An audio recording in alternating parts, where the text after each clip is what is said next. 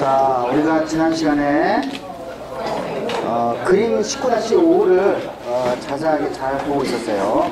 우리가 지난 시간에 했던 거를 두 가지 세포를 가지고 다시 한 번쯤 이야기를 해보죠. 자, 우리가 혈관이 이렇게 와서, 그죠? 이렇게 오게 되면은, 뭐 이게 약층에서 이렇게 그린 거예요. 예. 그래서 이제 혈액이 이렇게 흘러가죠. 이렇게 흘러가고, 그러면은, 신장에 저희 관이 이제 이런 식으로 이제 형성이 되어 있는데, 자, 여기에 있는 액체가, 혈액 속에 존재하는 이 액체가 100% 다 신장의 관으로 간다고 그랬어요. 우리가 그 단계를 필트레이션이라고 했어요. 영어가. 다 기억하시죠? 그죠? 근데 이제 이 필트레이션 된 과정에서, 그죠? 과정에서, 제가 여기 검정색으로 그려져 있는 이 세포층은 무슨 층이죠? 엔도텔리아 셀이죠.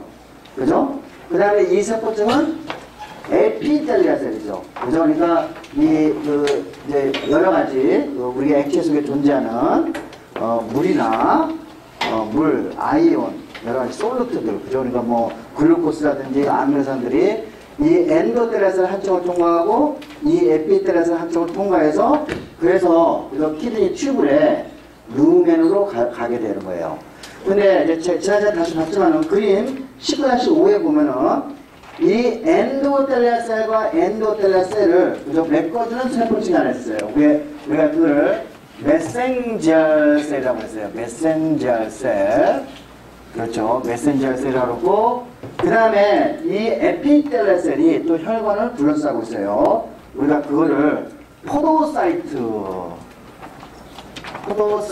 이렇게 이야기를 했어요. 그죠? 자, 메센저 셀과 엔도텔리아 셀에 둘러싸고 메센저 셀, 그 다음에 포도사이트가 혈관을 얼마큼 겪고 있느냐에 따라 가지고 필트레이션 되는 양이 달라지겠죠.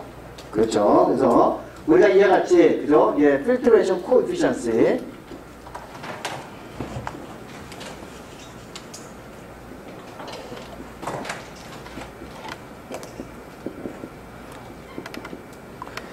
필트레이션 코에피션스는 이 두 개의 셀, 그죠? 메센저 셀과 포도사이트가 얼만큼 혈관을 넓게 둘러싸고 있느냐, 아니면은 좁게 둘러싸고 있느냐에 따라서 그죠? 여가 변수, 코에피션스가 달라질 수 있겠죠. 우리가 지난 시간에 이야기한 거를 이제 잠깐 설명을 해준 거예요. 자, 우리가 지난번에 이야기했듯이 우리가 이와 같이 이렇게 가는 거를, 그죠? 혈액에서 혈액이 다른 쪽으로 가는 것을 우리가 필트레이션, 이렇게 정의를 했어요. 우리가 필트레이션인데, 자, 필트레이션 되는, 그죠? 기전은 우리가 이미 모세 혈관에서, 그죠? 인터스티셜 스페이스로 필트레이션 되는 기전과 똑같다고 생각하시면 될 거예요. 첫 번째, 이 힘은 혈액 속에 이 혈관에 존재하고 있는 정수와 하이드로스태틱 프레셔가 있을 거예요.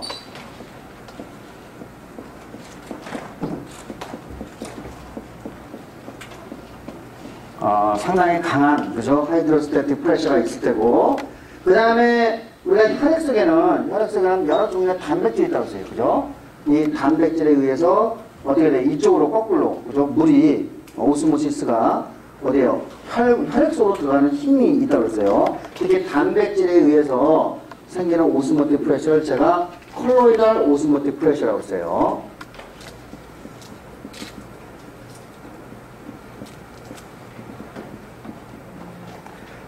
그러니까, 자, 우리가, 그 다음에 세 번째는, 자, 이것도 공간이란 말이에요. 그죠? 공간인데, 여기에 지금 액체가 차게 되면은, 여기에서도 정수압이, 하이드로스태틱 프레셔가 또 작동이 되겠죠. 아마도 여기서는, 뭐, 여기보다 크진 않겠지만, 이쪽 반대 방향으로 가는 정수압이 생길 거예요. 이거는 이제, 어디 블러드 베슬에서, 그죠? 블러드 베슬에서 생기는, 정수압일 테고, 그 다음에 또 세 번째는 또 다른 하이드로스태틱 프레셔인데, 여기는 그 플루이드에서, 어디에서? 플루이드에서 생기는, 여기에 있는 플루이드에서 생기는 정수압일 거예요. 그러니까 자, 이렇게 하이드로스태틱 프레셔가 왼쪽에서 오른쪽, 그 다음에 요거는 우리가 콜로이달 오스모틱 프레셔, 요거는 하이드로스태틱 프레셔, 어디에 있는 이 플루이드에 있는 게 요 세 개 플러스 마이너스 하게 되면은 총 교과서 몇 페이지? 교과서 631페이지. 그림 19-6에 써 있네요. 예. 자, 여기서 이제 여기 맨 처음에 그 박스를 보면은 pH는 하이드로스타틱 프레셔 in blood, 그죠? 55mmHg. 파이는, 그죠? 파이는 콜로이달 오스모틱 프레셔를 이야기하죠. 30mmH. 그다음에 P 플루이드, 요거는 우리가 여기 관에 있는, 그죠? 관 안에서의 하이드로스 프레셔. 이거 더하기 빼기 더하면은 10mmH만큼의 힘으로, 그죠? 혈관에서 이 루멘으로 이동하게 되죠. 그래서 우리가 이런 기전으로 필트레이션 되는 것을 알 수 있어요. 자, 여기서 이제 이 혈관에서 우리가 요거를 이제, 우리가 뭐 구심성 혈관 이렇게 하면 될 것 같아요.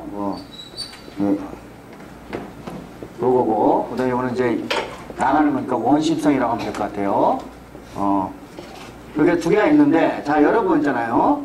이 혈관이 이게 만약에 바소 컨스트럭션이 되면은, 자, 이쪽으로 가는 혈관이 줄어들게 되죠. 그럼 필트레이션 되는 양이 줄어들겠죠. 그죠? 자, 우리가 글로몰러스 정했어요. 그죠? 글로몰러스 하면, 글로모스는 동그랗다는 뜻이고, 그러니까 모세혈관이 동그랗게 혀가지고 마치 신방으로 만드는 걸 우리가 글로몰러스라고 했어요. 그죠? 글로몰러스에서 필트레이션 되는 양을 우리가 어떻게 이제 이야기하냐면은, 글로몰러스, 그죠?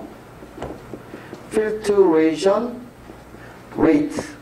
글로몰러스에서 여과되는 U를 우리가 약칭해서 GFR이라고 그러는데, 이 GFR은, 그죠? 이 글로몰러스 필트레이션 레이트는 여러분이 여기에 있는 혈관이 바소 컨스트럭션 되느냐, 바소 디레이션 되느냐에 따라서 달라지겠죠. 그죠? 만약에 우리가 이게 바소 디레이션 되면 이쪽으로 가는 혈관이 많아지게 되고, 그러면 GFR이 커지겠죠? 그죠? 자, 예를 들면 우리가 혈압이 높다. 혈압이 높으면 당연히 혈압이 높으면 어떻게 됐어요? 이쪽으로 가는 혈액량이 많아지겠죠? 그럼 GFR이 증가하게 되고, 혈압이 떨어지게 되면은, 그죠? 혈압이 떨어지게 되면 이쪽으로 가는 GFR이 떨어지게 될 거예요. 그래서 여러분은 이 그림을 보면은, 자, 우리가 혈압에 의해 가지고, 이 흐르는 양에 따라 가지고 GFR이 결정이 될 수 있을 거라고 생각이 되는데, 여러분은 이 그림으로부터 저 블러드 프레셔와, 그죠? 블러드 프레셔와 이 혈압은 어떻게 비례 관계에 있을 거라고 여러분이 추측할 수 있어요. 그렇죠? 근데 실제로 그러지 않아요. 그림 19-7을 보세요.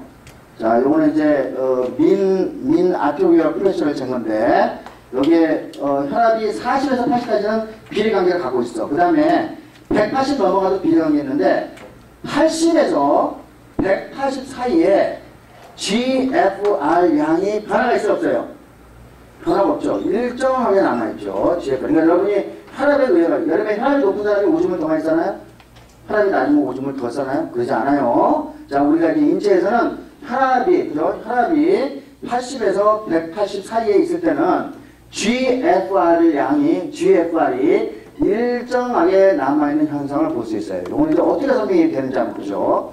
자, 우리가 이제, 우리가 혈압, 요 관계가 아닌 거죠. 그러니까 이게 비례 관계가 아닌 거야. 그죠? 그러니까 요게 이제, 블러드 프레셔의 어떤 일정한 범위에서 GFR이 항상 일정하게 남아있는데, 그죠? 그 이유를 우리가 살펴보자는 거죠. 첫 번째 이유는,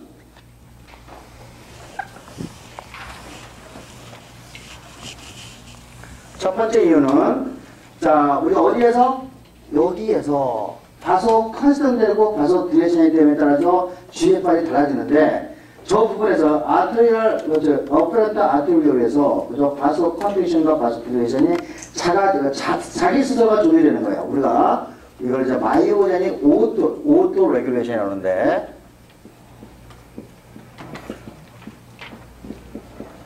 우리가 이거는 여러 번 배웠어요. 자, 예를 들면은, 자, 우리가 이제 혈관이 좁아진다. 혈관이 좁아지면은, 자, 이쪽으로 가는 액체가 굉장히 빠르게 흐르겠죠? 그죠? 굉장히 빠르게 흐를 거예요. 그러면은, 자, 그러면 여기에 빠르게 흘러갈 때, 스트레치 게이티드 캘슘 채널이 열리게 되죠? 맞습니까? 그죠? 스트레치 게이트 칼슘 채널이 열리게 되면은 그런 칼슘이 스무드 머슬로 들어가게 되죠? 안으로? 그럼 거꾸로 가서 다시. 자, 혈액이 이게 딜레이션에 대해서. 그러면 이 혈액량이 많아지게 된단 말이에요. 그러면은 스트레치드, 우리가 이제 이렇게 딜레이션이 되면은, 그러니까 스트레치드 게이티드, 그죠? 말 그대로 이렇게 딜레이션 되면 이렇게 확장이 되니까 스트레치 게이티드 칼슘 채널이 열리게 되죠? 그죠? 그러면은 어떻게 돼요? 그러면 칼슘이 스무드 머슬 안에 들어가게 되고, 칼슘은 그때 수축하기 시작하죠? 수축이 되죠? 그죠? 바소 컨스트레이션이 돼요. 그다가 여기에서는 여기서는 이제 어떻게 해요? 스트레치 게이트도 칼슘 채널이 닫히게 되죠? 그럼 칼슘이 안 들어가면 다시 맥시멈으로 이완이 돼요. 그죠? 자, 이와 같이 여러분의 혈관은 이와 같이 수축과 이런, 바소 컨스트레이션, 바소 딜레이션 하는 과정에서 스스로가 적당한 크기를, 적당한 지름을 유지하고 있는 거예요. 됐죠? 그죠? 그래서 이와 같은 방법으로, 그죠? 어디에서 여기하고 여기에서 서로, 그죠? 바소 컨스트레이션, 바소 딜레이션을 스트레치 게이트 칼슘 채널을 이용해서 계속 바소 딜레이션, 바소 컨디션이 되는 자기 스스로가 조절이 되는 기전이 있겠죠. 우리가 이것을 마이오제닉 오토 레귤레이션이라고 이야기를 해요. 이런 방법을 가지고 어떻게 아까 그림 19-7에 있듯이, 그죠? 정상적인 혈압 범위 안에서는 우리가 GFR이 급격하게 증가하지 않는 것을 볼 수 있어요. 자, 두 번째 방법은 그림 19-10에 있어요. 이걸 튜블러 글로메룰라 피드백이라고 하는데,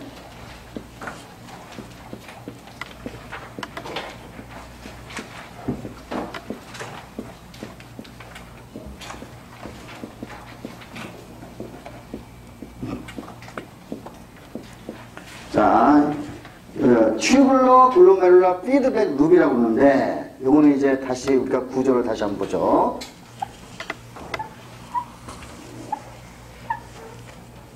자, 제가 지난 시간에 얘기했지만 여기서 이제 이 관이 어디로 갔죠?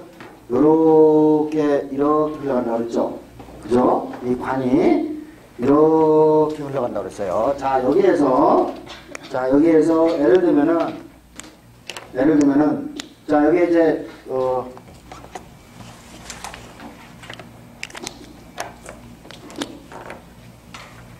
그렇게 가면서, 자, 여기에 있는 세포, 그죠? 요거는 이제 뭐가 되겠어요? 아마도 디스탈 튜블에, 루브 헨리카의 꼭대기 위에서 디스탈 튜블로 가는 쪽이죠. 디스탈 튜블에 에피텔리알 셀이 이제 발전이 돼가지고, 발달이 돼가지고 생기는 부분의 세포일 거예요. 그죠? 우리가 요거는 마치 요 부분에 반점처럼 보이기 때문에 우리가 이 반점이 뭐냐, 맥큘라라는 뜻이에요. 맥큘라.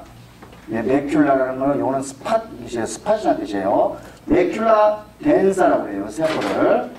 덴사는 뭔가 이렇게 치밀하게 존재합니다. 뭐 이렇게 빽빽하게 들어차 있다는, 그죠? 우리나라는 그래서 치밀반이라고 해요. 반은 뭐예요? 스팟이라는 뜻이니까 치밀반이라고 하는데, 요거는 이와 같이, 그죠? 우리가 예를 들면 요게 프록시마 튜블 루브 헨리 간 다음에 디스탈 튜블이 어페런트 아트리라고 지금 만나고 있어요. 우리가 이거를, 그죠? 자스타 글로메룰라 페라투스라고 얘기를 했어요. 기억나죠? 다? 그죠? 자, 그래서 여기에 있는 에피텔리알 셀의 일부분은 이와 같이 치밀한, 굉장히 조직이 빽빽하게 들어차 있는 그런 모습을 갖고 있기 때문에 우리가 맥큘라 덴사 셀 그렇게 이야기를 해요. 됐죠? 그죠? 그 다음에, 자, 여기에 있는 세포는, 요건 무슨 세포가 있어요? 요거는 스무드 머슬이 이제 발전이 된 거예요. 발달이 돼가지고, 스무드 머슬이 발달이 돼가지고, 요것도 역시 마찬가지로, 요거는 이제 과립 형태의 세포, 어떤 세포 안에, 그죠? 과립을 많이 갖고 있는 세포야. 그래서 우리가 그 모양을 따가지고, 그래뉴라 셀, 그렇게 이름을 붙이는 거야. 요거는 스무드 머슬이에요. 스무드 머슬. 그죠? 어디에서? 어페런트 아트에서 발달한 거죠. 그죠? 그래서, 여기서 이제, 그래뉴라 셀이 있는데, 요거는, 그죠? 여기서 자스타 어페러투스. 여기 이제 어페러투스의 바로 옆에 있는 그 장치에서 보니까, 우리가 자스타, 그죠? 글로메룰라 셀 해가지고, 그래서 우리가 JG 셀 이렇게 이름을 붙여요. 그죠? 자, 요거는 이제 모양을 가지고, 그래뉴라 셀은 그 세포의 스무드 머슬의 모양을 가지고 이름을 붙인 거고, 그 다음에 JG셀이라는 것은 뭐죠? 우리가 have로부터 나온 말이 되는 거예요. 그죠? 자, 그러니까 이제, 자, 우리가 두 가지 세포를 배운 거예요. 그죠? 그죠? 하나는, 그죠? 매큘라 덴사 셀. 그 다음 또 하나는 그래듈라 셀을, 그죠? 위치를 여러분이 보고 있는 거야. 자, 만약에 GFR이 높아진다. 그죠? 그러면 이제 여기서, 자, 여기서 GFR이 높아. 그러면 GFR이 높아지면은, 자, 이게 이제 GFR이 높은 걸로 가서 이제 흐름이 빨라질 거예요. 흐름이 빨라지게 되면은, 여기에서 매큘라 덴사 셀에서 그 흐름을 읽어서, 특히 이 매큘라 덴사 셀을 내가 이렇게 하나 그리면은, 이쪽으로 Na 플러스가 추가율이 높아지게 돼요. 그러면 아직 정확하게 기전은 잘 몰라요. 교과서에서 아직 정확하게 잘 기전을 모른다고 그러지만, 이 Na 플러스가, 그죠? 수송되는 양, 어디에? 매큘라 덴사의 Na 플러스가 얼마큼, 그죠? 많이 감에 따라가지고 여기에서 여러 종류의 사이토카인들이 나오게 돼요. 페라카인이라고 합시다. 사이토카인, 페라카인.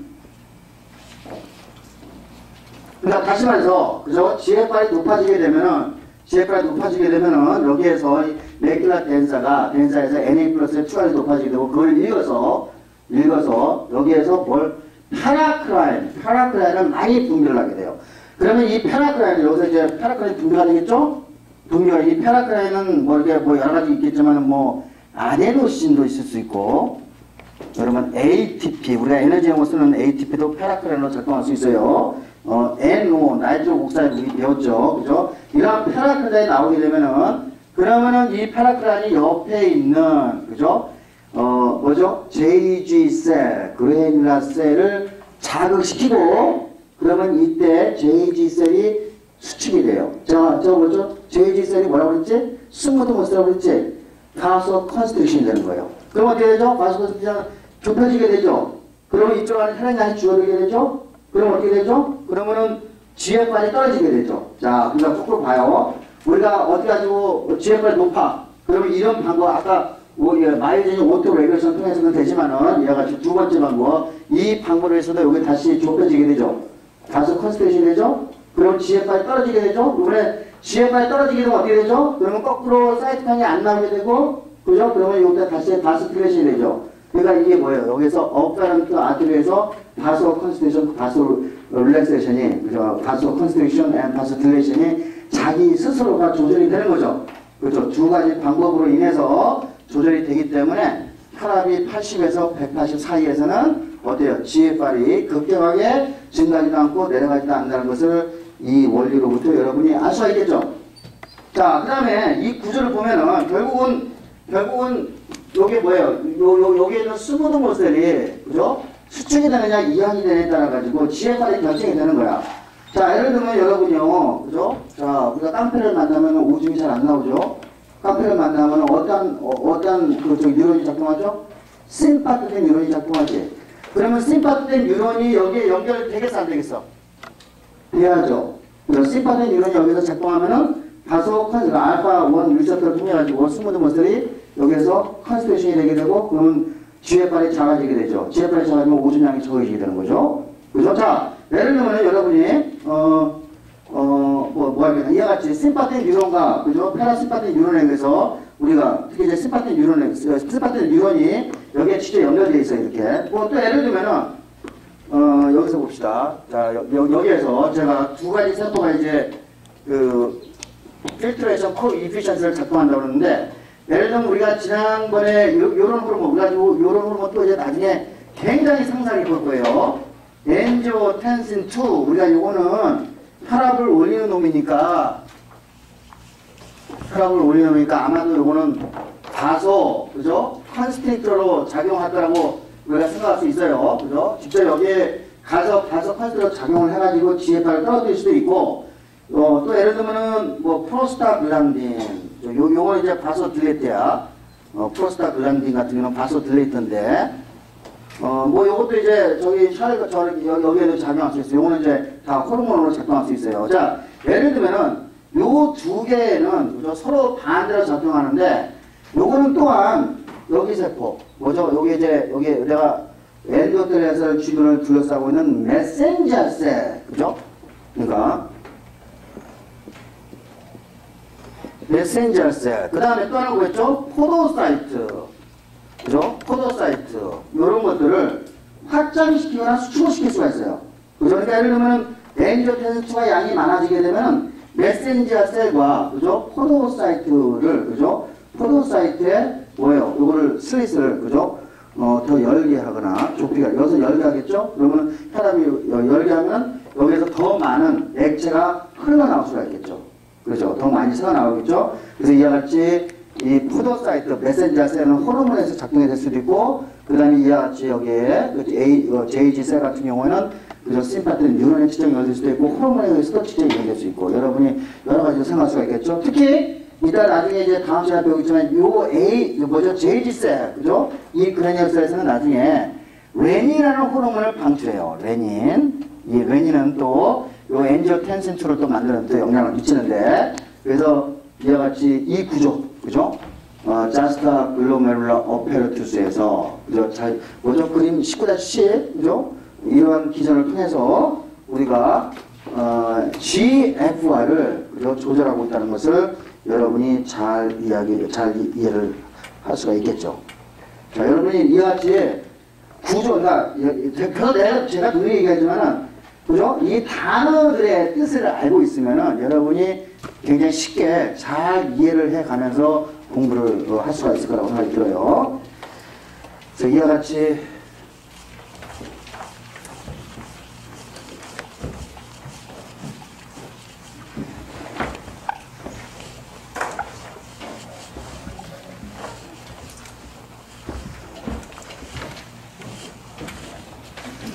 자, 그래서 우리가 필트레이션하는 방법은 알았고, 그 다음에 이제, 자, 그러면 이거 다시 이렇게 혈관을 다시 그릴게요. 이렇게 그리고, 자, 그러면 이제 제가 이거는 이제 단순하게 이렇게 그릴게요. 단순하게 그리면은, 우리가 여기서 필트레이션이 됐어요.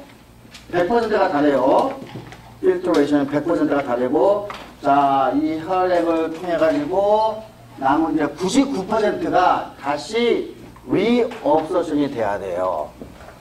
그죠? 자, 예를 들면은, 제가 얘기했지만, 여기 단백질하고 세포는 통과를 못하지만, 대부분의 100%의 액체는, 그죠?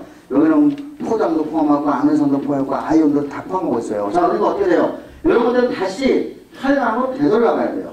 우리가 그 과정을 리업서션이라고 하는데, 그거는, 요거는 이제, 예를 들면 여기 하이드로스태틱 프레셔가, 여기서는 55mmHg였는데, 거리가 멀어지게 되면 하이드로스태틱 프레셔가 줄어들겠죠? 그죠? 여기 이제 하이드로스태틱 프레셔 이만큼 줄어들고, 아까 여기에서 플루이드에 있는 하이드로스태틱 프레셔는 여전히, 그죠? 20mmHg를 갖고 있으니까, 여기 플루이드에서 이 혈관으로 가는 하이드로스태틱 프레셔가 더 강하기 때문에, 이 힘을 가지고 우리가 리업서션이 일어나게 되는 거예요. 예, 한 10mmH 정도 차이가 나는, 그죠? 우리가 이제 이런 방법 가지고 리업서션이 돼요. 예. 자, 그래서 이제 리업서션이 되는데 99%가 다시 리업서션이 돼야 되는데, 자, 리업서션 때는 사실은 이제 리업서션의 대부분은 어디에서 되냐면은 한 70% 정도는 어디에서 액체 칩을 프록시멀 튜브에서 일어나게 돼요. 이때 일어날 때는 이 프록시멀 튜브에서는 물 플러스 글루코스 플러스 아미노산 플러스 아이온들, 그죠? 이런 것들이 다 이제 일어나게 하게 되는데, 자, 예를 들면 제가 이제 요 프록시멀 튜브의 요 세포, 요 역시 에피텔리아 셀이죠. 몸의 바깥쪽을 향하고 있으니까 에피텔리아 셀이에요. 자, 여러분 이제 제가 세포를 그릴 때 이렇게 하나를 그릴게요. 이렇게 하나 그리면은, 그죠? 그러면은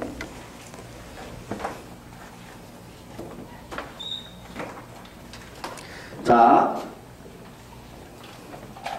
뭐 이렇게 하나 그랬다고 그래요. 그럼 여기는 루멘 쪽이야. 몸 바깥으로 나가는 공간이에요. 물론 이제 항체계 세포가 또 이렇게 또 이제 존재를 하겠죠. 이렇게. 그죠? 자, 여러분은 우리 환경 쪽으로 향해져 있는, 그러니까 우리가 예를 들면 요거는 몸의 안쪽, 이쪽은 인터스티셜 플루이드 쪽이니까, 우리가 환경, 그죠? 우리 몸의 환경 쪽으로 향해져 있는 것을 멤브레인의 에이피칼 페이스라고 정의를 해요. 에이피칼 페이스. 이해하셨죠? 자, 우리 몸의 안쪽을 향해져 있는 세포에서, 그죠? 몸의 안쪽을 향해져 있는, 그러니까 특히 그 베이스먼트 멤브레인 쪽에 향해져 있는 곳을 바소레이터럴 페이스, 요걸 우리가 베이살 페이스라고 그러고, 베이살 페이스, 그죠? 페이스라고 그러고, 그 다음에 요 측면, 그죠? 이거를 레이터럴 페이스라고 그러는데, 요 부분하고 요 부분은 다 같은 면을 향해져 있기 때문에 두 개를 합쳐가지고 바소 레이터럴 페이스라고 그래요. 자, 이게 터프로지 굉장히 중요해요. 왜냐하면은, 자, 여기에 에이피칼 페이스에 존재하고 있는 트랜스포터 혹은 바소 레이터럴 페이스에 존재하는 트랜스포터는 서로 다르기 때문에 이 터프로지를 잘 기억해 두셔야 돼요. 예. 자, 그리고 얘네들은 이제 그 다음에 요거는 요 세포는 뭐 위날 에피텔리아셀, 키드니 에피텔리아셀 그렇게 하면 되거든요. 어디에 지금 일단 프록시말 튜브에 있는 거니까 그죠? 프록시말 튜브에 있는 에피텔리아셀이라고 이렇게 이야기를 명칭하면 될 거예요. 그래서 우리가 이제 이와 같이 모든 세포들은 환경 쪽에 접해 있는 면을 에피칼 페이스, 우리가 조직적으로 향해지는 것을 우리가 바솔레이터럴 페이스 그렇게 정의를 해요. 자, 그런데 이제 여기서 100% 액체가 여기서 다 필터싱 되면은, 그죠? 여기에 혈액에 존재하고 있는, 그죠? 솔루트하고 똑같은 성분이 나온 거예요. 그죠? 여기까지. 루멘으로. 자, 그런데 여기에서 이 루멘에서, 그죠? 이제 여기 루멘에서 대부분의 액체들이, 그죠? 대부분의 솔루트들이 다시 되돌아가야 되는데, 자, 기본적인 원리는 여기 있는 액체하고, 요 바솔레이터럴 페이스, 요 밑에 인터스텔라 플루이드에 있는 액체하고, 뭐요? 오스몰레이트는 똑같아요. 왜냐하면 이거는 혈액 속에 존재하는 액체죠. 단백질 빠져있고 혈액 속에 존재하는 액체니까 기본적으로. 그죠? 그 다음에 여기는 뭐예요? 우리 그러니까 체액에 있는 오스몰레이트하고 여기하고 오스몰레이트가 똑같아요. 그러면은 Na 플러스가 여기에서 여기로 자동으로 패시브 트랜스포트로 갈 수 있어 없어요? 안 되죠. 그러니까 기본적으로는 뭐냐면은 기본적으로 자, 인터스티셜 플루이드하고 루멘에 있는 플루이드하고는 조성 성분이 같아요. 조성 성분이 같아요. 그러면은 여기에 있는 뭐 글루코스라든지 그걸 어떻게 집어넣어야 되나? 맨 처음에 이용하는 방법은 액티브 트랜스포트를 통해서, 그죠? 아까 말했죠? 요가 조성 성분이 같기 때문에 액티브 트랜스포트를 통해서 Na 플러스를 먼저 집어넣어요. 그러니까 액티브 트랜스포트니까 아마 여러분은 여기에, 그죠? Na 플러스를 바깥으로 내놓고, K 플러스를 안쪽으로 집으면 소드 포타슘 펌프를 쓸 수도 있을 테고, 또 뭐가 있겠나? 뭐 이런 거, 뭐 소듐은 바깥으로 나오고 H 플러스는, 그죠? 안으로 여기 집어넣는 소듐, 하이드로젠, 소듐 H 플러스, 트랜스포트. 뭐 이제 이런 것을 가지고 할 수 있어요. 어쨌든, 우리가 여기서 소드 포타슘 펌프를 통해서 액티브 트랜스포터를 통해서 Na 플러스를 루멘에서 인터스티셜 플루이드로 이동을 시켜요. 먼저 이게 첫 번째 단계예요. 그러면은 여기에 음이온이 잔뜩 남아있게 되죠. 그러면 음이온이 많아지면 당연히 그레디언트가 형성이 되죠. 컨센트레이션 그레디언트가 형성이 되죠. 그러면 음이온이 어나이온이 그 다음에 이동을 해요. 어나이온, 그죠? Na 플러스 이동하고, Na 플러스는 액티브 트랜스포트 이동하고, 그러면 어나이온, 그죠? 어나이온이, 그죠? 이동이 되는 거예요. 그 다음에 또 뭐가 돼요? 이쪽에 그러면 물이 점점 많아지게 되는 거죠? 그죠? 그럼 물도 자연스럽게 물도 따라오게 되죠? 그죠? 물도 따라오게 되죠? 그러니까 Na 플러스가 한 번 액티브 트랜스포트 하면은, 어나이온 물 순서대로 해가지고 쭉 들어올 수가 있겠죠? 그림 19-11을 보세요. 요거는 그죠? 네프론 튜브에 어디에서? 프록시마 튜브에서 일어난 일이에요. 첫 번째 Na 플러스가 이동이 되면은 두 번째 어나이온이 이동이 되고 물이 이동이 되고, 그죠? 물이 이동하고 그러면 물이 점점 빠지면 다른 아이온들의 농도가 높아지게 되죠. 그러면 컨센트레이션 그레디언트에서 다른 아이온들도 빠져나오게 되는 거죠. 다시 말해서 여기에 이렇게 Na 플러스 트랜스포트 하나 해가지고 액티브하게 가게 함으로써 결국은 여기에 있는, 그죠? 오스몰레이트, 그러니까 삼투압, 어떤 이 액체가 그대로 여기로 이동이 되기 때문에 여기는 줘서 아이소토닉한 플루이드로 남아있게 되죠. 맞습니까? 이해하셨죠? 그래서 프록시마 튜브에서 70%가 우리가 제곱수를 하는데 제곱수가 다 끝나고 난 다음에도 우리가 예를 들면 여기 시작 포인트가 여기에 300mm, 280 예를 들면 280mm 오스모레트를 가지고 있다면 여전히 이 프록시마 튜브를 끝내도 뭐 280 예를 들면 여기하고 여기가 똑같은 그죠? 오스모레트를 그대로 유지할 수가 있겠어요. 됐습니까? 자, 우리가 외우지 말자고 우리가 하나씩 여기서 포인트는 뭐냐면은 자, 이 루멘에서 그죠? 루멘에서 인터스텔라 플루이드로 이 액체들을 이동을 시킬 때, 솔루트를 이동을 시킬 때 가장 중요한 거는 얘네들이 컨센트레이션이 같다. Na 플러스가 컨센트레이션이 같으니까 액티브 트랜스포트를 먼저 가동을 시켜가지고 Na 플러스 이동시키면 나머지가 줄줄이 사탕으로 이동이 되기 때문에 그죠? 그래서 아이소토닉한 플루이드가 이동이 되는 거예요. 그림 19-12를 보세요. 예. 자, 여기 보니까 역시 디스탈 튜브를, 프록시마 튜브에 있는 에피드라스를 보고 있는 거야. 자, 여기 보니까 루멘의 Na 플러스 양과 인터스티셜 플루이드의 Na 플러스 양은 똑같아요. 근데 세포는 지금 Na 플러스 양이 작죠? 그죠? 자, 2번에 있는 채널, 이거 이제 펌프인데 2번이 에이피칼 페이스야, 바솔레이터럴 페이스야? 응?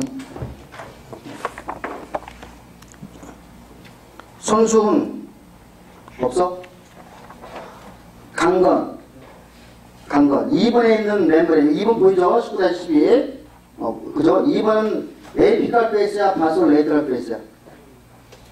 바솔레이터럴 페이스죠. 그렇죠. 자, 바솔레이터럴에 지금 뭐가 있죠? 소디움 포테슘 펌프가 있죠. 그죠? 농도에 역구배해가지고 지금 펌핑하고 있죠. 그러니까 Na 플러스가 인터스텔라 플루이드로 이동하게 되죠. 그렇죠? 그러면 당연히 1번은 그죠? 파시브 트랜스포터에 의해 가지고 Na 플러스가 그러니까 소디움 채널에 의해 가지고 그죠? 1번이 소디움이 이동하게 될 거예요. 그러니까 여기서는 2번 ATP에서 하는 것이 어디에 있다고? 바솔레이터럴 페이스에 존재하고 있는 소디움 포테슘 펌프에 의해서 Na 플러스가 가동이 되게 되면은 그러면은 나머지 언아이온 그죠? 여러 가지 이런 것들이 줄줄이 사탕으로 나오게 되는 거예요. 자, 또 하나 볼까요? 그림 19-13을 보세요. 자, 여기도 똑같이 지금 어디에 프록시마 튜브의 에피데라스를 보고 있는 거예요. 여기 3번 보이죠? 3번. 소디움 포테슘 펌프에 지금 에너지를 사용해가지고 Na 플러스를 지금 어디에 세포에서 인터스텔라 플루이드로 지금 이동시키고 있어요. 그러면 Na 플러스 농도가 어디 생기죠? 에이피칼 페이스에서 생기게 되죠. 1, 2번에 생기게 되죠. 그때 Na 플러스가 들어오면서 왜? 여기 Na 플러스가 들어오면서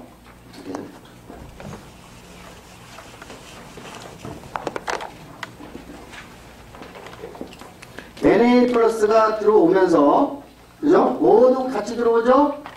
글루코스 같이 들어온 거 보여요? 안 보여요? 보이죠?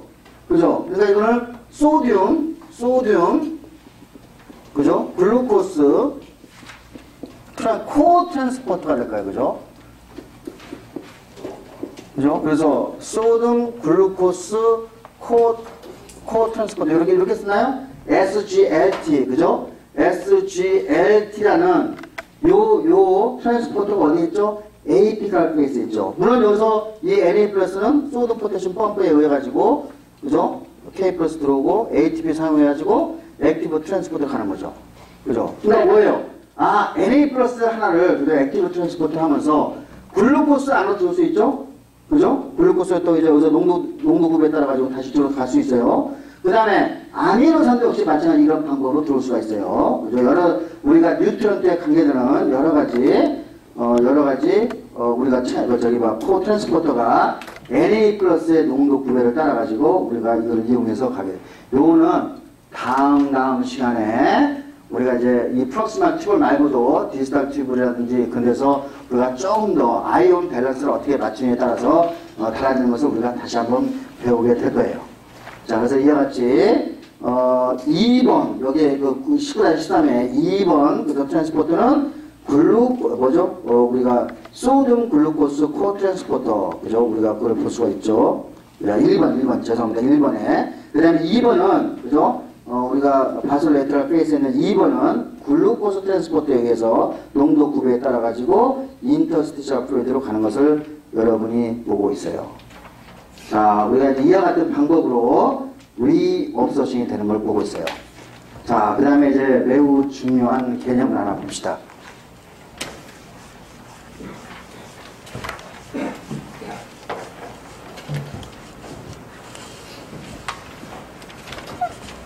자, 우리가 자, 혈당량은 보통 혈액 속에 존재하는 혈당량은 90에서 120mg per 데시리터로 존재를 해요. 이거 데시리터가 몇 ml이지? 데시리터. 권호영. 몇 ml? 권호영 손 들어봐. 데시리터가 몇 ml? 어? 10ml? 김성구. 몇 ml? 그렇지, 100ml지. 그죠? 이거 100ml예요, 그죠? 데시리터는. 100ml. 요거를 이제 우리가 데시리터라고 표현하는 거예요. 그래서 100ml당 90에서 120mg 정도 존재를 해요. 자, 그러면 여기서 필터시 되면은, 여기에 루멘에 존재하는 글루코스 양은 얼마? 똑같이 90에서 120mg per, 그죠? 100ml 그대로 존재를 할 거예요. 그 다음에 여기서 프록시멀 튜브를 지나면서, 그죠? 아까 그 기전을 이용해서, 그죠? 소듐 글루코스, 그죠? 코트랜스포터를 이용해서 우리가 다시 리업서션을 다 하게 되죠. 그러면 나중에 이제 우리가 오줌으로 나가게 되는 글루코스 양은 0mg per 데시리터가 돼야 돼요. 그죠? 이건 아주 건강한 사람에서 일어난 일이에요. 자, 근데, 우리가 이제 혈당량이 높아지게 되면은, 자, 혈당량이 예를 들어가지고 뭐 한 400까지 올라갔다고 가정을 해요. 400까지 올라갔다.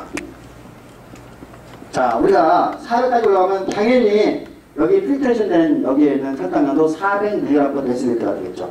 교과서 19-15를 보세요. 자, 요거는, 자, A번을 보면은 플라즈마에 존재하는 글루코스의 양과 그 다음에 필트레이션에 대한, 그죠? 필트레이션 표현이 되어 있죠? 그죠? 필트레이션에 존재하고 있는, 그죠? 글루코스 양은 똑같죠? 비례하고 있죠? 그죠? 왜냐면 100% 필트레이션이 되기 때문에. 자, 그런데 글루코스를 리업서션 하기 위해서는 요거 이제 색깔을 하나만 그릴게요. 자, 우리가 저기 에피텔레스를 하나 그렸어. 자, 아까 마찬가지로, 여기 이제 소듐 포테슘 펌프가 작동해서 소듐 나가고, K 플러스 들어와. 물론 이제 여기서 액티브 트랜스포터예요. 그러면 소듐이 여기 들어오면서, 그죠? 소듐이 들어오면서, 뭐도 같이 들어오죠? 글루코스 같이 들어오죠? 글루코스 같이 들어오요. 자, 이 글루코스는 어디에? 바솔레이트럴 페이스에 글루코스 트랜스포터를 따라가지고, 패시브 트랜스포터죠. 퍼실리테이티드, 그죠? 트랜스포터를 통해서 인터스티셜 플루이드로 가게 되는 거죠. 맞아요? 그죠? 우리가 이거를 그래서 글루코스 트랜스포터 해가지고 글루시라고 표현을 해요. 글루시라고 표현을 해요. 자, 그런데 여러분이 이 글루슨, 그죠? 글루슨 농도, 예를 들면 글루코스 농도가, 그죠? 올라가면 올라갈수록 이게 트랜스포터의 양이 계속 증가를 할 거예요. 여기서 이렇게 가나요? 어떻게 되죠? 이렇게 되는 거 세츄레이션이 되죠? 그죠? 단백질은, 그죠? 그죠? 우리가 기질하고 만났을 때 세츄레이션 되는 포인트를 갖게 되죠? 맞아요? 그죠? 우리가 단백질에 여기서 세츄레이션 되는 포인트를 갖게 돼요. 그림 B번을 보세요. B번을 보니까 이 플라스, 여기 그죠? 이 글루코스 트랜스포터가, 뭐예요? 글루코스를 리업서션되는 양은, 그죠? 한 300mg 데시리터 정도 있을 때 맥시멈으로 작동하게 되죠. 그죠? 우리가 이거를 우리가 트랜스포트 맥시멈이라고 그래요. 여기를 요 포인트를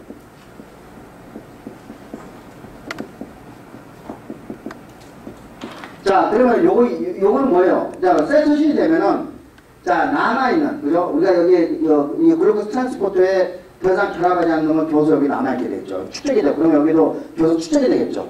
그죠? 왜냐면 이거는 컨센트레이션 이렇게 가가지고 갔지만 여기도 양이 많아지게 되면은 여기도 교수 양이 많아지게 될 거란 말이에요. 그러면 여기에 글루코스가 많이 많아지게 되고, 그러면 어떻게 되세요? 이 안으로, 오줌으로 빠져나가게 되는 현상을 여러분 보게 될 거예요. 그래서 C번을 보면은, 이와 같이, 오줌 속에 글루코스 양이 높아지게 되면은 300mg, 여기 그림에서는 300mg/dl가 양이 넘어가게 되면 오줌으로 빠져나가게 되는 거예요. 이걸 왜 그런다고? 글루코스 트랜스포터는 이와 같이 맥시멈, 그죠? 트랜스포터 맥시멈 포인트 갖고 있고, 그거를 초과한 놈은 오줌으로 나오게 되겠죠. 그죠? 그래서 오줌으로 나오게 되면은, 우리가 오줌으로 나오게 되면 그게 다이아비티스에, 여기 이제 글루코스가 여기 나오게 되면은, 우리가 다이아비티스다라고 이야기를 하죠. 예, 당뇨병이 이제 걸렸다라고 이게 표현을 하는 거예요. 그래서 이 당뇨병이 생기는 이유는 기본적으로, 그죠? 여기 혈액 속에 포당이 농도가 높았을 때 당뇨병이 생기는 거고, 그 이유는 뭐죠? 글루시라는 이 글루코스 트랜스포터. 이것도 마찬가지일 거예요. 그죠? 여기 글루코스하고 NA+가 들어갈 때도 여기도 기질의 농도하고, 그죠? 비례를 하겠죠. 여기 트랜스포터니까. 그러니까 여기에서도 역시 마찬가지로, 그죠? 세츄레이션 될 수밖에 없겠죠. 그러니까 세츄레이션 되면 남아있는 것들은 이와 같이 빠져나가게 되는 현상을 우리가 다이아비티스라고 그러고, 우리가 이제 이 다이아비티스가 생기게 되면은 다음 시간에 몸에 어떤 변화를 일으키는지, 그죠? 우리가 아주 자세하게 들여다보게 될 거예요. 그래서 이와 같이 오줌으로 우리가 포당이 빠져나간 것을 글루코수리아, 그죠? 또 유리아는 오줌이라는 뜻이고, 글루코는 글루코스라는 뜻이죠. 글라이코수리아 같은 말이에요. 이 용어, 그죠? 요거는 이와 같이 글루코스 트랜스포터 혹은 소듐 글루코스 코트랜스포터가 세츄레이션 되기 때문에 이런 현상이 생긴다. 네, 우리가 이제 이 정도. 그 다음에 이제 우리가 어떤 물질 같은 경우는 혈액 속에서 여기에서 우리가 이제 위 옵서진이 되고 난 다음에 어떤 물질 같은 경우는 이렇게 시크레션이 될 수가 있어요. 그죠? 그러니까 물론 이제 필터션도 일부 되지만 아주 능동적으로 이와 같이 시크레션 시킬 수도 있어요. 그래서 우리가 요 시크레션 되는 거는 이거 시크레션이 될 수 있는데, 요 시크레션 되는 거는 예를 들면은 여러분이 하나 애가 페니실린 A를 하나 들 수가 있어요. 페니실린. 여러분 이제 우리가 사실 그 인류의 평균 수명이 증가한 것에 가장 큰 공헌, 첫 번째 공헌이 뭐죠? 첫 번째 공헌. 우리가 깨끗한 물을 먹기 때문인 거예요. 그러니까 우리가 예방의학이라고 하죠. 예방의학의 발달에 의해 가지고 우리가 평균 수명이 되는. 두 번째 결정적인 건 뭐냐면요. 항생제의 개발이에요. 항생제 개발. 우리가 여러분이 이제 뭐 세계대 1차 대전이나 2차 대전에 보면은 1차 대전 때 보면은 대부분의 사람들이 뭘로 죽죠? 전부 다 뭐 참호에, 예를 들면 여러분이 스페니시 플루 이야기 들어봤죠? 1919년도에, 그죠? 이제 군인들이 이제 참호석에서 이제 집단을 이렇게 있다가, 그래서 거기에 이제 조류독감이 오게 되면서 여러 군인들이 그냥 죽게 되는 그런 거예요. 스페니시 플루. 그 다음에 그 사람들은 하여간 조그만 상처가 나면은, 그죠? 뭐 이쪽으로 폐혈증이라든지 그런 거에 걸려가지고 바로 죽게 돼요. 그래서 우리가 항생제가 매우 중요한, 그래서 항생제가 가장 인류의 수명을 증가시키는 매우 중요한, 학생 저기 집어넣어요. 핸드폰. 아예 집어넣어. 자, 그러니까 항생제의 개발이, 그죠? 우리 인류의 그 수명을 늘리는데 결정적인 역할을 했는데, 초기에 우리가 이제 페니실린이라는 항생제를 개발해가지고, 우리가 이제 세계제 이게 2차 대전 때, 1차 대전 때 쓰기 시작하고 있었는데, 사실 이 페니실린이라는 것을 그때 당시에 이제 어떻게 했냐면은 푸른 곰팡이를 걷어가지고 많이 증식을 시켰겠죠. 거기서 이제 페니실린을 고전적인 방법으로, 그죠? 정제를 해가지고, 그래가지고 이제 우리가 주사하고 이제 개발을 할 텐데 돈이 무진장 많이 들겠죠. 그죠? 그리고 페니실린이 그리고 가격이 무진장 비쌀 거예요. 그죠? 왜냐하면 천연물에서 그거를 추출을 하니까. 예. 그런데 이 페니실린의 또 하나 문제는 뭐냐면 우리 몸속에 혈액 속에 들어가게 되면은 혈액 속에 들어가게 되면 이제 여기서 필터레이션도 되지만은 이게 능동적으로 여기에서 시크레션이 돼요. 그래가지고 우리가 이스크레션이 돼버려요. 한 2시간 안에 자기가 주사 맞았던 페니실린의 80%가 자 어디에 오줌으로 빠져나가. 지금 그때 당시에는 이 페니실린을 만드는데 고가 그 다음에 굉장히 시간이 많이 걸리고 그래서 공급이 제한될 수밖에 없으니까 그러면 오줌에 이 페니실린을 만든 이 사람의 오줌에는 페니실린이 많이 있겠죠. 그죠? 그러니까 그때 당시에 어떻게 해서 다시 오줌을 걷어가지고 다시 그거를 정제해서 그래서 정제해서 우리가 그걸 다시 쓰면은 이제 되겠죠. 네, 그래서 실제로 그랬어요. 여러분이 옛날에 우리가 70년대, 80년대 저기 고속버스 우리 고속도로에 그 휴게실 가면은 우리나라 오줌을 받아가지고 그거를 이제 오줌을 모아가지고 독일에다가 팔아보는 경우가 있었어요. 그래서 거기는 왜 그러냐면 오줌 속에 유로카네즈라는 효소를 거기 있는데 유로카네즈라는 효소를 독일에서 그걸 받아가지고 오줌을 받아가지고 오줌도 수출했었어요 그때. 그거같이 마찬가지로 이와 같이 환자의 오줌에서 페니실린을 그죠? 왜냐면 워낙 비싸기 때문에 이런 방법밖에 없어요. 근데 여러분이 봐요. 페니실린이 이와 같이 시크신이 되기 위해서는 분명히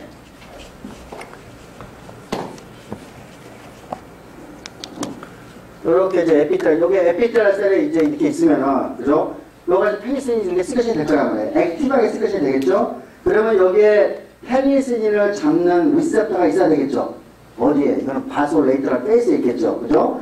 그러면은, 이제 일반 리셉터가 이렇게 생겼다고 봅시다. 이렇게. 그러면은 페니실린을 잡아가지고 가니까, 페니실린하고 만약에 비슷한 구조를 갖고 있는 화합물이 있으면은, 그죠? 여기에 페니실린하고 경쟁을 하겠죠?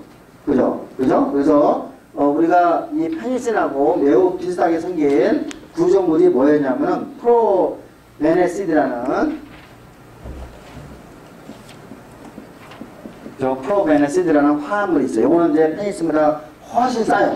예. 그래서 프로베니시드를, 그죠? 이거는 이제 리셉터하고 그러니까 페니실린 구조가 비슷하기 때문에 훨씬 더 싼 가격으로 만들 수 있고, 그래서 리셉터하고 결합해서 경쟁하니까 어디에서 페니실린 상대적으로 시크신이 덜 되겠죠. 그죠? 그러니까 이거를 이제 우리가 경제적으로 프로베니시드하고 페니실린을 같이 주사를 맞추게 되면은 페니실린이 시크신이 안 되고 우리 몸속에 더 잔류량이 많아지게 되니까 효과적으로 쓸 수 있을 거예요. 우리 옛날에 이렇게 생각을 했겠죠. 지금은 이런 방법을 써야 안 써요? 안 쓰죠. 왜 그래요? 페니실린을 지금은 추출해요? 어디 천연물에서 추출하나요? 아니죠. 합성하죠. 합성하기 때문에 가격이 무진장 싸죠. 그죠? 대량으로 우리가 합성할 수 있기 때문에 가격이 무진장 싸기 때문에 이런 짓을 이제 지금은 안 해도 될 거예요. 근데 옛날에는 1920년대, 30년대는 이와 같이 방법이 두 개예요. 하나는 아까 오줌에서 정제하는 방법, 두 번째 프로베니시드, 그죠? 이런 방법을 통해 가지고 우리가 페니실린을 우리가 더 효과적으로 사용을 했다는 옛날 이야기를 여러분이 보고 있어요. 그래서 뒤에 이제 익스크리션이나 그런 것이 쭉 있는데 우리가 좀 시간 관계상 그런 거는 좀 이제 좀 점핑을 하고 챕터 20으로 넘어가죠. 학생 문제 좀 받을래요? 자, 여기서는 이제 되게 와터 리업서션과 아이온 리업서션을 다루고 있어요. 예. 그래서 이제 아이온 밸런스는 어떻게 이루어지고 물의 양은 어떻게 조절되는가를 생략적으로 이제 잘 설명을 하고 있는데, 자, 이 챕터는 우리가 롱 카디오베스큘러 시스템, 그 다음에 리널 시스템을 다 우리가 여태까지 배운 거를 우리가 종합적으로 이해를 해야지만이 이 챕터 20을 이해할 수 있어요.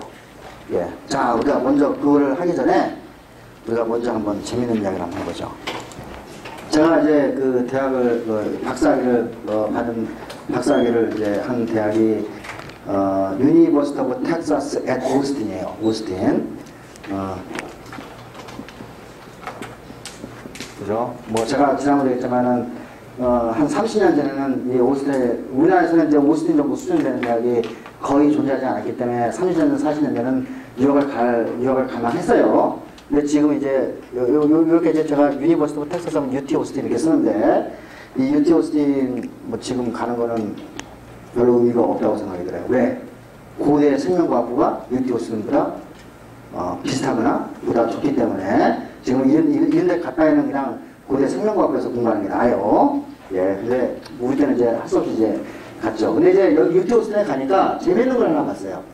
우리 이제 고대 출신들이 가장 흥미롭게 하는 게 고연전이잖아요. 그죠? 고연전. 다 고연전 한 번씩 다 참가하죠? 그죠? 참가하는 사람은 간첩이지. 그지? 근데 여기 UT오스틴에 갔더니 우리 고연전하고 똑같은 라이벌을 했었어. 어느 대학일까? 혹시 아는 사람 있어요? 예? 아는 사람 있어요? 이런 대학 들어갔어요? 텍사스 A&M. 들어봤어, 안 들어봤어? 들어봤을 거예요, 그죠? 텍사스 A&M. 근데 이제 여기 오스틴은 그래도 그 이해가 가는 게 여기 한 인구가 지금 한 30만, 40만 돼요. 여기가 인구가 10만이 안 돼요. 여기는 이제, 말 그대로 컬리지를 가지고 먹고 사는 이제 도시에, 그 컬리지 스테이션이라는 이름을 갖고 있는 도시에, 여기 이제 텍사스 A&M 있는데, 이 대학의 학생 수가 한 5만 돼요. 근데 인구는 10만이 안 돼. 그러니까 이거 뭐야? 대학 하나 가지고 먹고 사는 동네죠. 그죠? 근데 이 대학에 갔더니, 근데 요 대학하고 요거는 두 개 대학은 완전히 고연전보다 더 치열하게, 그죠? 운동 경기를 이제 하는 데인데, 뭐, 싸워가지고 뭐, 많이 다치기도 하고 막 그래요. 예. 근데 텍사스 A&M, 여기는 이제 인구가 많으니까 이제 뭐 스포츠 경기를 하는 건, 근데 여기 인구가 10만밖에 안 돼. 학생 빼고는 아무도 없잖아. 근데 여기 가니까 스테디움이 하나 있어요. 스테디움이. 이름이 뭐냐면 칼 스테디움이라는 데 있어요. 이렇게. 칼 스테디움이 있는데, 이 칼 스테디움이 풋볼 경기장인데, 10만원 수용해. 이해가 돼? 여기가 10만인데, 인구가. 인구가 10만인데, 이 칼 스테디움이 10만원 수용한다는 게 말이 돼요? 그죠? 그러니까 이게 뭐냐면은, 미국은요, 컬리지, 대학교 해가지고, 여러 가지, 그죠? 경기를 하는데, 컬리지 풋볼이라고 그래요. 예, 컬리지 풋볼, 컬리지 바스켓볼 해가지고, 대학 간의 이런 경기를 굉장히, 즐겨하고, 그 다음에 굉장히 시청률이 높기 때문에, 이 방송에서, 정규 방송에서 굉장히 방영을 많이 해요. 이게 유티 오스틴 같은 경우는 보통 정규 방송에서 한 4번 내지 5번 정도 풋볼 경기를 이제 해줘요. 그 두 경기가 만나면 반드시 그저 ABC나 CBS 같은 데서 경기를 해주겠죠. 여기는 뭐냐면 이같이 풋볼이 굉장히 인기가 좋아요. 그러니까 예를 들면 우리나라 고려대학교가 어디 가가지고 축구 경기에서 우승을 했다. 여러분 우승한지도 모르잖아. 그지? 그리고 그 축구장 경기를 가본 적도 없을 거 아니야. 그죠? 물론 고연전 때는 이제 가겠지만은, 예. 근데 얘네들은 얘같이 아주 폭발적으로, 그죠? 폭발적인 인기를 갖고 있어요. 그래서 이 미국의 이 수많은 대학 중에서 넘버원이 되면은, 그죠? 이게 내셔널 챔피언십, 그죠? 내셔널 챔피언십에서, 컬리지 풋볼에서 1등을 하면은 굉장히 큰 영광이겠죠. 그러니까 각 대학은, 그죠?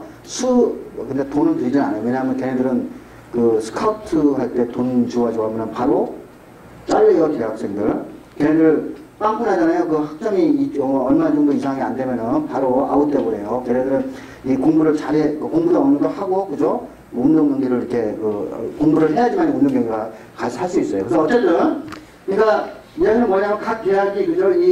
컬리지 풋볼에서 우승을 하기로 이제 기원을 이제 하죠. 근데 여러분이 풋볼 경기를 보면은 한 4시간 정도 하는데, 이렇게 완전히 돼지 같은 애들이 나와가지고, 그죠? 이렇게 하는데, 걔들이 땀을 엄청나게 흘릴 거예요, 그죠? 그 다음에 굉장히 힘든 경기일 거예요, 그죠? 서로 부딪히고, 달리고, 그러니까, 보통, 4개의 쿼터를 유지했는데, 보통 한 2개의 쿼터, 전반전 할 때 되면 완전히 기진맥진 될 거예요, 그죠? 자, 우리가 배웠어요. 자, 운동을 많이 하면은, 땀을 많이 흘리죠? 땀에는 뭐가 들어있지? 솔트가 들어있죠? 그죠? 그러니까, NA 플러스 아웃되고, 그죠? 없어지고, K 플러스 없어지겠지? 그러면, 예를 들면, K 플러스 양이, 그죠? 떨어지겠죠? 땀을 흘리게 되면. 여기다가, 예를 들면, 여기다 땀 흘리고 난 다음에 뭐를 마시지? 물을 마시죠. 그럼 물을 마시면은, 우리 혈액 속에 K 플러스의 양이 급격하게 떨어지죠? 그죠?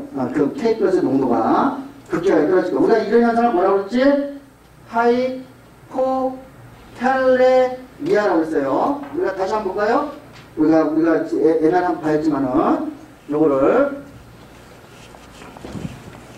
자, 우리가 이제 예를 들면은, 우리가 멤브레인 포텐셜, 레스팅 포텐셜이 만들어진 이유는 니키 포텐셜 채널 때문에 만들어진다고 그랬어요. 그죠? 기억나죠?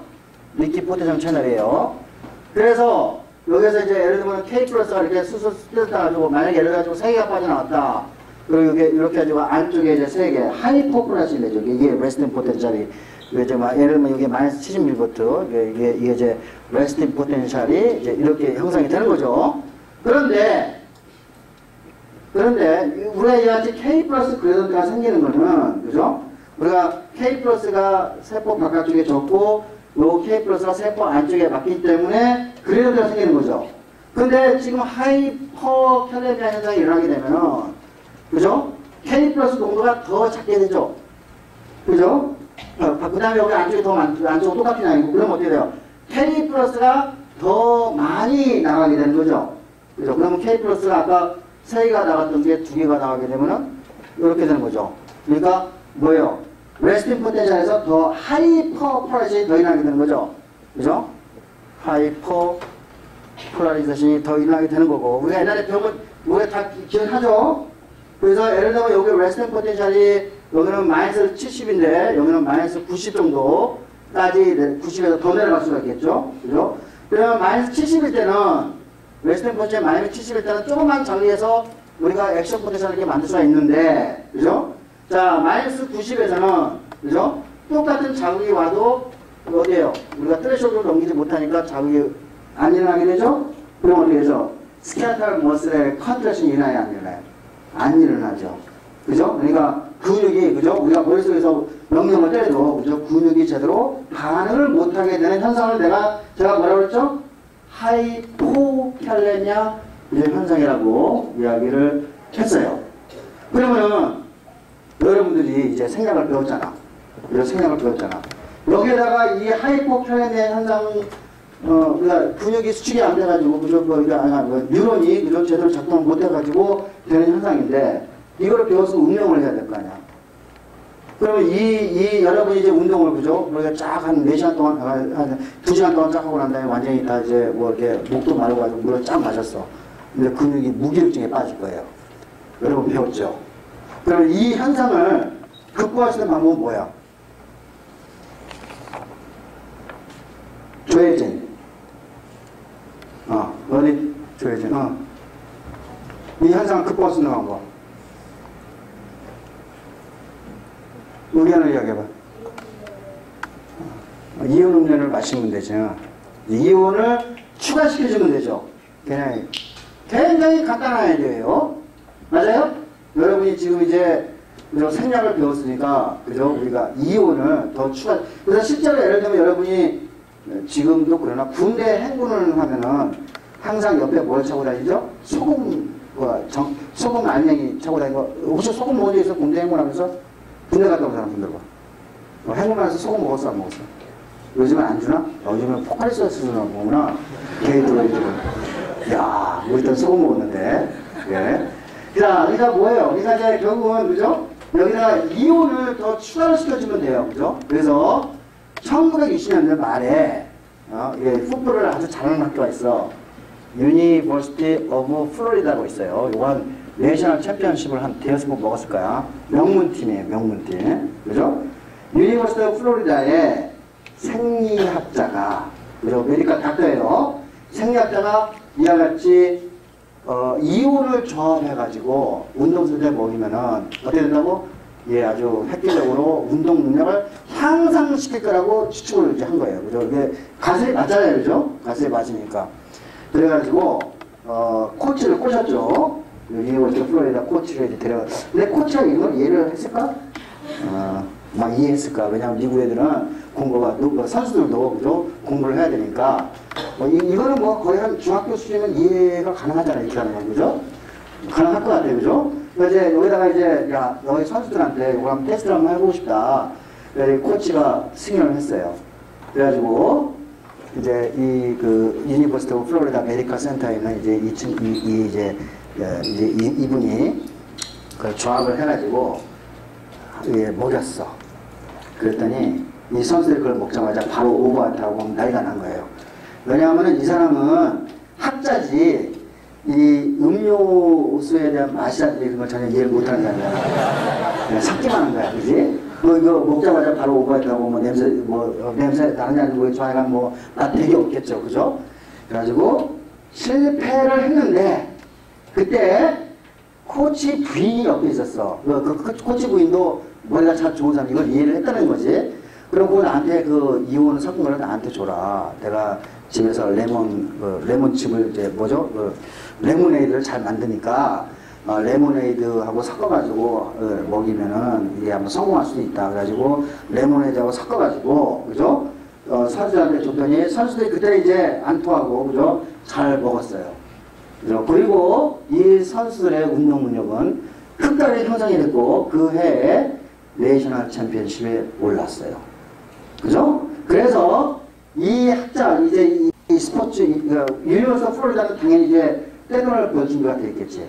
당연히 특허를 이제 대학으로 냈고 그래서 요 이온 음료를 그저 이름을 아주 멋있게 줬어. 여기 이제 얘 유니버시티 오브 플로리다의 이제 상징 동물이 뭐냐면 악어예요. 악어.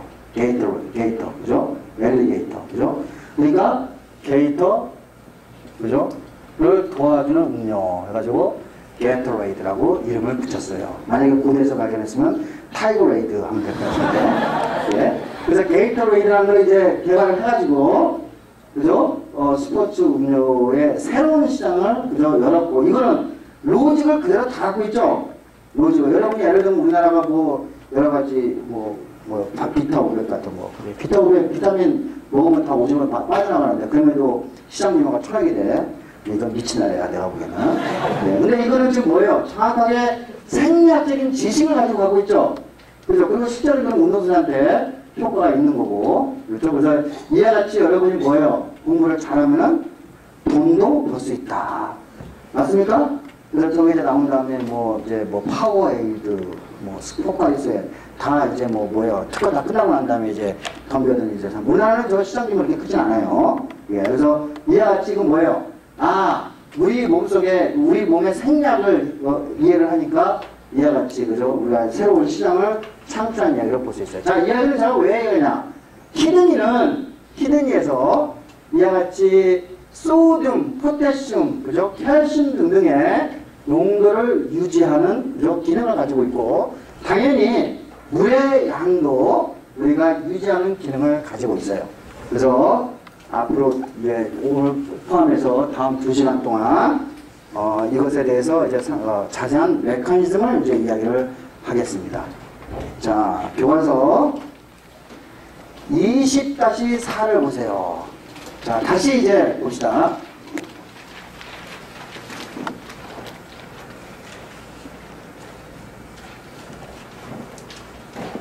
자, 이거 계속 보고 있죠? 프록시말, 디스탈, 루보, 벨니. 자, 아까 맨 처음에 여기서 90% 액체가, 그죠? 위 없어졌는데요. 70%가. 근데 이때 위 없어졌을 때, 아이소토닉한, 그죠? 플루이드가 위 없어지게 됐죠? 그죠? 아이소토닉하게 가요. 그 다음에 이제 루보, 벨니를 가면서, 여기에서는 물이 먼저 위 없어지게 돼요. 물이. 그럼 물이 위 없어지니까, 예를 들면 여기가 이제, 우리가 300이구나. 우리가 여기서 300mm몰 오스모레트를 갖고 있다. 300ml 오스몰. 이렇게 오스모레트를 갖고 있다 그러면은 여기에 끝났을 때 프록시말 튜브에서 그죠? 끝났을 때 여기에 300ml 오스몰. 왜냐면 아이소토닉한 그죠? 플루이드가 계속 나가니까. 그 다음에 여기서 이제 루브 헨리에 그죠? 디센딩 림을 거칠 때 물만 빠져나가. 그러니까 어디서 아이온들이 겨서 축적이 되겠죠? 축적이 돼요. 그죠? 그러니까 여기는 어떻게 돼요? 1200ml 오스모 레르트를 갖게 되는 거예요. 그죠? 그 다음에 여기에서는 아이온들만 빠져나가. 그러니까 어떻게 돼요? 점점 희석이 돼가지고 어디까지? 100ml 오스모레트까지 희석이 돼요. 그죠? 요거는 우리가 생체에 있는 것보다 훨씬 더 희석된, 그죠? 그런 액체가 될 거예요. 예. 그러고 난 다음에, 자, 여러분이 이제 우리가 여기에, 이거 봐.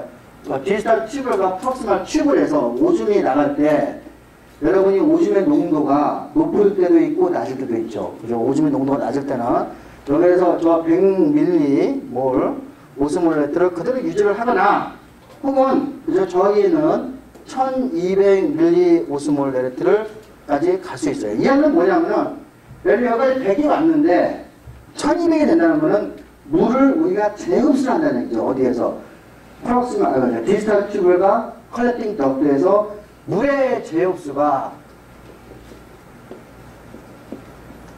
그죠? 여기에서 일어날 수 있다는 거죠. 물의 재흡수를 많이 하게 되면은 이와 같이 그죠? 농축이 되고 물의 재흡수가 안 일어나면은 희석된 오줌으로 나오게 될 거예요.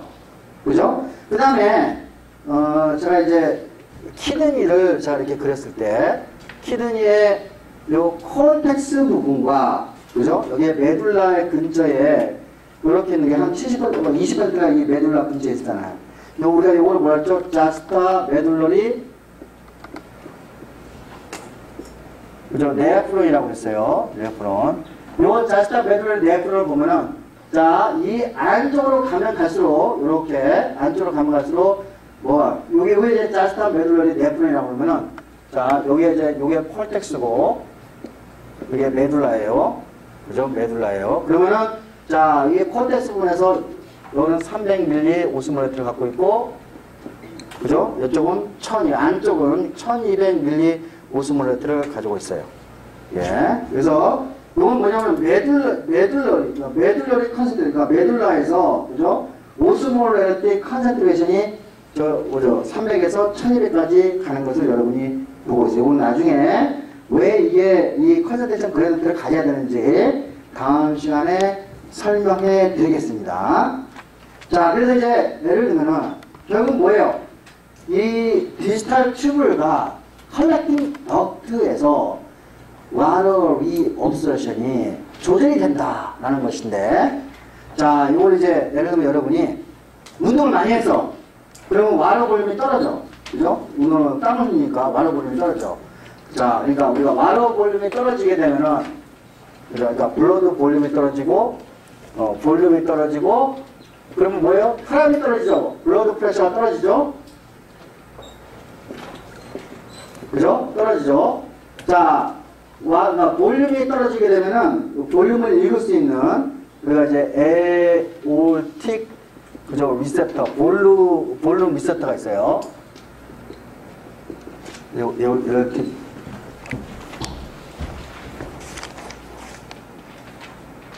아트리아네. 죄송합니다. 심장의 아트리아에서, 그죠? 심장의 아트리아에, 그죠? 여기에 볼륨 리셉터가 있고, 우리가 이제 블러드 프레셔를 지난번에 배웠어요. 캐로티드 바디하고 에올타에서 요거를 인지하는 거 배웠어요. 그죠? 캐로티드 바디하고, 에올타에서, 요거는 이제 뭐예요? 우리가 볼륨도 인식을 할 수 있지만은, 여기서도 우리가 바로 리셉터가 있었죠. 바로 리셉터. 그죠? 이제 이런 것들을, 왜냐면 이제 블러드 프레셔를 이렇게 읽으니까. 그래서 이와 같이, 그죠? 세 군데 리셉터가 작동이 돼가지고, 어디에 브레인에다가 바로 영향을 줘야 돼. 브레인에다가. 브레인 어디? 내가, 브레인에서는 내가 두 군데밖에 안 변다고 그랬어. 이렇게 해가지고, 여기에 브레인 스템이 있고, 그죠? 또 하나가 이제 한 이 부분에, 우리가 탈라무스가 있어요. 하이포탈라무스. 하이포탈라무스는 호르몬을 방출하는 피투트리 글란드와 연결이 되어 있어요. 예, 그래서 하이포탈라무스에다가 요 신호를 줘요. 그죠? 신호를 줘요. 그러면 하이포탈라무스에서 어떠한 호르몬을 내게 되는데, 하이포탈라무스에서 호르몬을 내는데 그 호르몬의 이름이 바소프레신이라는 호르몬인데, 자, 또 하나. 자, 우리가 이제 예를 들면은 우리가 하이 오스모레티. 우리가 소금을 많이 먹어. 그죠? 소금을 많이 먹어가지고 오스모레티가 높아져. 하이 오스모레티를 갖고 있으면은, 그죠? 요게 300ml 오스모레티 이상인가? 280인가?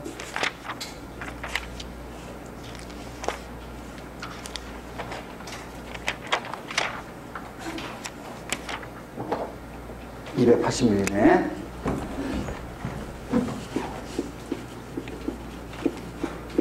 (285스몰레트) 이상이 되면은 역시 요거를 하이포탈라무스에서, 그죠? 오스모 리셉터가 여기 존재해요. 여기에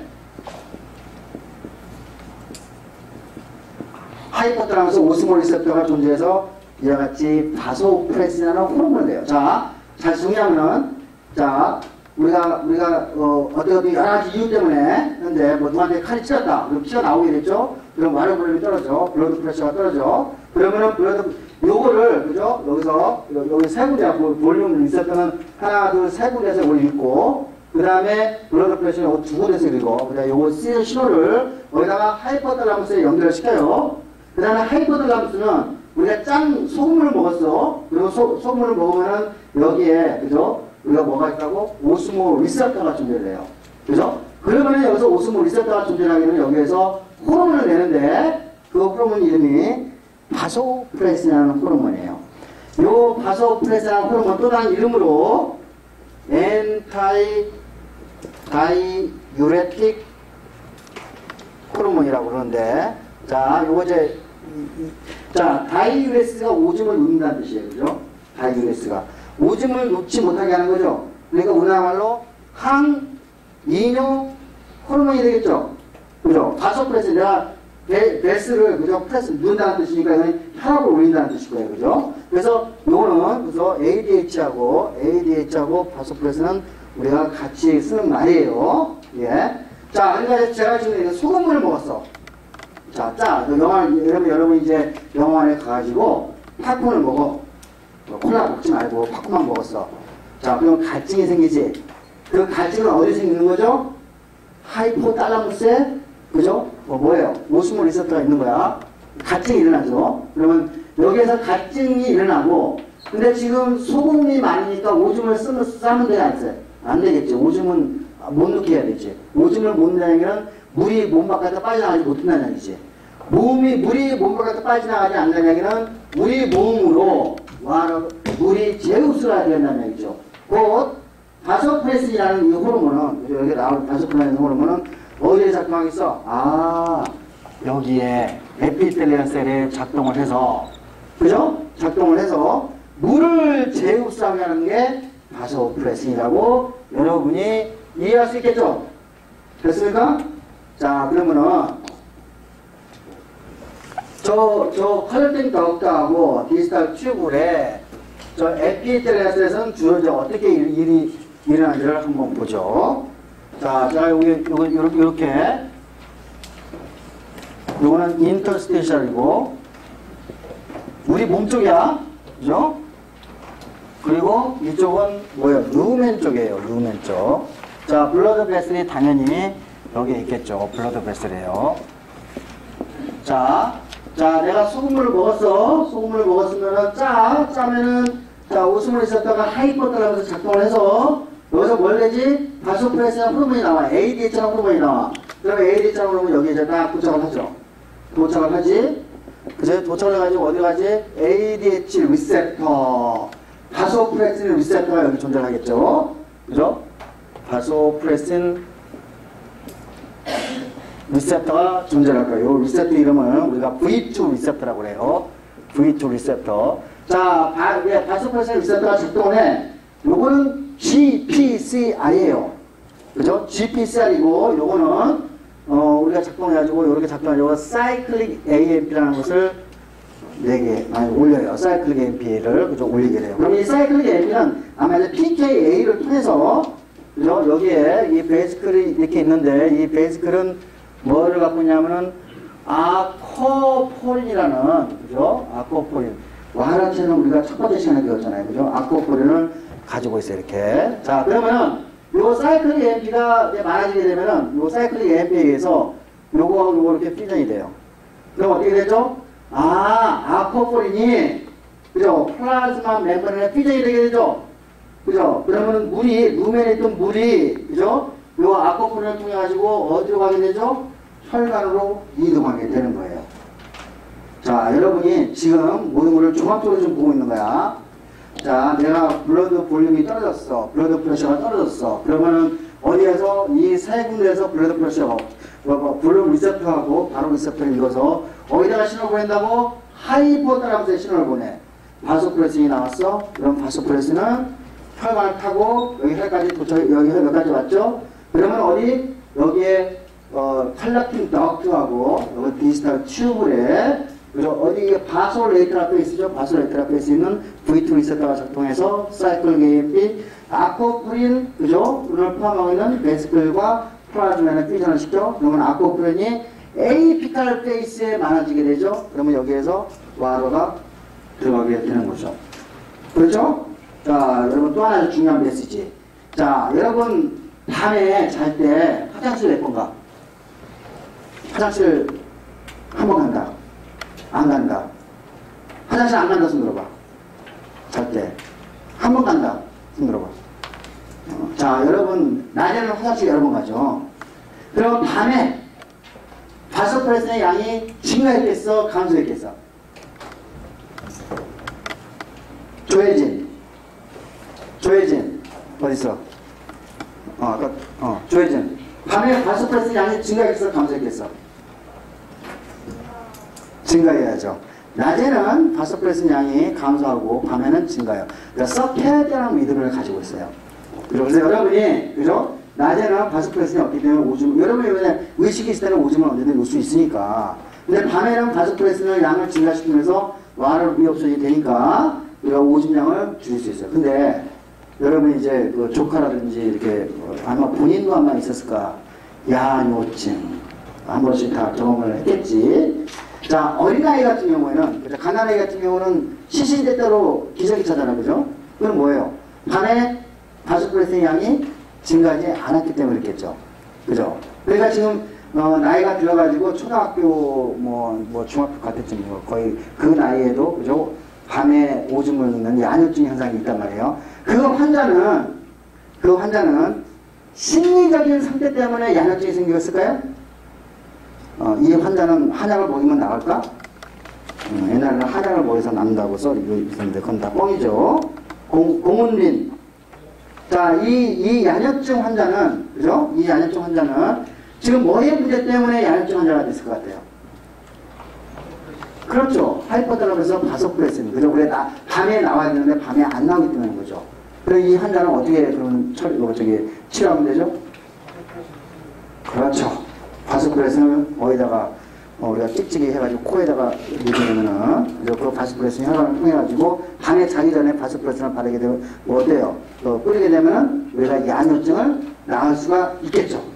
맞습니까? 그러니까 바소프레신 대신에 그 바소프레신 D라고 있는 유도체, 여기 보면은 데스모프레신이라는 것을 만들어가지고 우리가 상업화해서 팔고 있어요. 자, 그러니까 이게 뭐냐면은 이런 질환들, 그죠? 야뇨증 같은 질환을 옛날에는 이게 정신연령이 낮아서 다운이 생겨서 등등 그랬는데 단지 디벨롭먼트가 좀 딜레이 된 거야. 바소프레신이 밤에 안 나와. 그러니까 여러분이 나중에 이제 애 낳고 이제 그러다가 이제 보면은 이런 현상이 딱 생기면은, 그죠? 어디를 데려가야 돼? 한약방에 가면 안 돼. 그죠? 어디 데려가야 돼? 아까 얘기했던 그 약의 처방을 받으러 가야 되겠지. 물론 다 그런 경우는 아니겠지만, 그죠? 이와 같이, 우리가 데스모프레신이라는 약도 이렇게 존재한다. 여러분은, 그죠? 우리가 생약을 공부함으로써, 그죠? 여러분이 스포츠 음료도 개발할 수 있고, 이와 같이 야뇨증 환자도 구원해 주시는 그런 아주 훌륭한 지식을 만들 수가 있는 거예요. 자, 오늘은 여기까지 하겠습니다.